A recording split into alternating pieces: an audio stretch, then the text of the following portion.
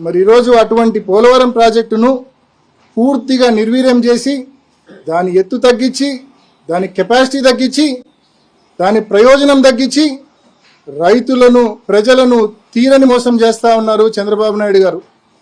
మరి ఇంతటి దారుణమైన కాంప్రమైజ్లు, ఇంతటి దారుణమైన మోసాలు నిజంగా ఏం సాధించేందుకు, ఎవరిని ఉద్ధరించేందుకు? ఒక పక్క ఆ రోజు మీరు బీజేపీలో భాగస్వామిగా ఉన్నారు, ఈ రోజు బీజేపీలో మీరు భాగస్వామిగా ఉన్నారు. పైపెచ్చు ఈరోజు మీ వలనే ఈ ప్రభుత్వం నిలబడి ఉంది. మరి 16 మంది ఎంపీలతో మద్దతు ఇస్తూ ఈ ప్రభుత్వాన్ని నిలబెడుతూ మీరు సాధించింది ఏంది? మీరు కోల్పోయింది 27,000 కోట్ల గ్రాంటు, సాధించింది కేవలం 15,000 కోట్ల రూపాయల అప్పు అని మాత్రమే గుర్తుపెట్టుకోవాలి చంద్రబాబు నాయుడు గారు.